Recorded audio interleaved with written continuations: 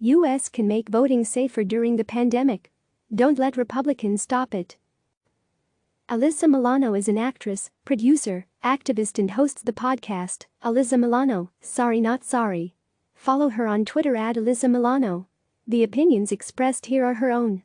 Read more opinion at CNN.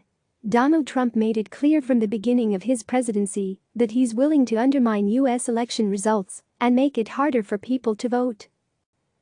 After he won, he made ridiculous, unsubstantiated claims about illegal voters allowing Hillary Clinton to beat him in the popular vote, even though he won the White House in the Electoral College.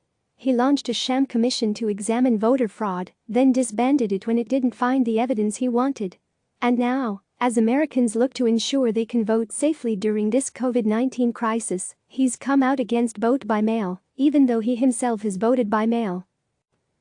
To back him up, the Republican National Committee has said it will spend $20 million to fight lawsuits aimed at making it easier for Americans to cast their ballots this year. We need to be clear about what this is: voter suppression. It's one of the only tools in their campaign toolbox, and like the Republican lawmakers in Wisconsin who forced an in-person primary without proper protection, Trump is willing to make voters choose between their health and their vote. It's outrageous and deeply cynical. And frankly, Republicans in Washington are also wrong about the facts. Nearly 60 million Americans voted early or by mail and absentee ballots in the last presidential election.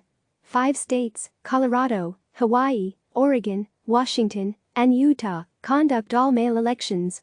Oregon has done so for nearly 25 years. Members of our military have voted through the mail for over a century and a half. States with vote by mail have elected both Democrats and Republicans. Senator Cory Gardner, a Republican, was the first senator elected in Colorado following the state's decision to vote entirely by mail. Republican Sens. Mitt Romney and Mike Lee are in office due to millions of vote-by-mail ballots in their home state of Utah. Vote by mail is safe, time-tested, and secure, and doesn't benefit one party or another, no matter what Trump says. With a second wave of the virus expected to be even more devastating this fall, the urgency to implement options like vote by mail is increasing. Instead of wasting time jamming through more radical anti-choice judges, Senate Republicans should side with House Democrats and support important voting reforms. The states must act too. First, Congress must give states the funding they need to ensure they're providing their voters with as many safe voting options as possible. The $400 million for elections that Democrats negotiated in the CARES Act is a good down payment, but it's far from sufficient. Elections experts and administrators have said Congress should pass at least another $3.6 billion to implement options to keep people safe. If members of Congress can create a $500 billion corporate bailout, surely they can spend $4 billion to bail out our democracy.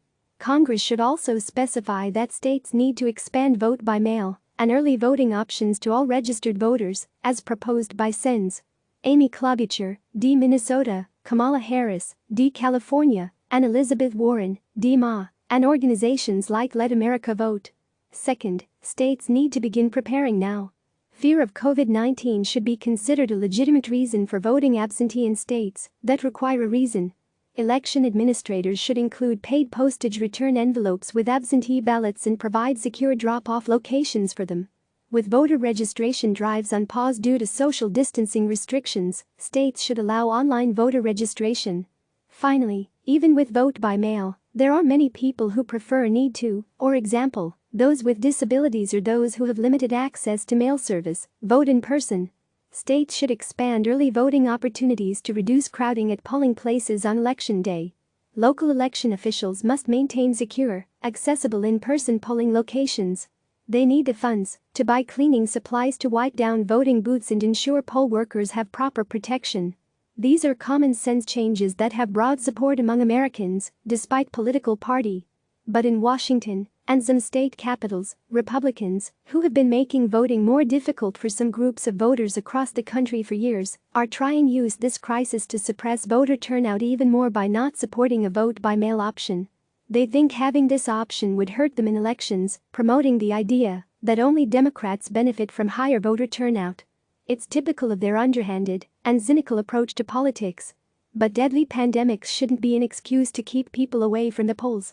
In these uncertain times, when kids don't know when they'll be let back in school, Parents struggle to balance working and distance learning. Families are unsure when they'll be able to celebrate milestones like weddings and graduations, and everyone is worried about protecting their health. Voting should be easy.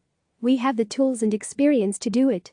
While it feels like much of our lives have been put on pause for the past few months, our democracy can't be. We've held elections during the Civil War and Great Depression, during the 1918 flu pandemic and following natural disasters. We can come together and do it during this crisis too. Let's get past the partisanship and ensure access to our democracy while keeping people safe. Click subscribe to receive the latest news.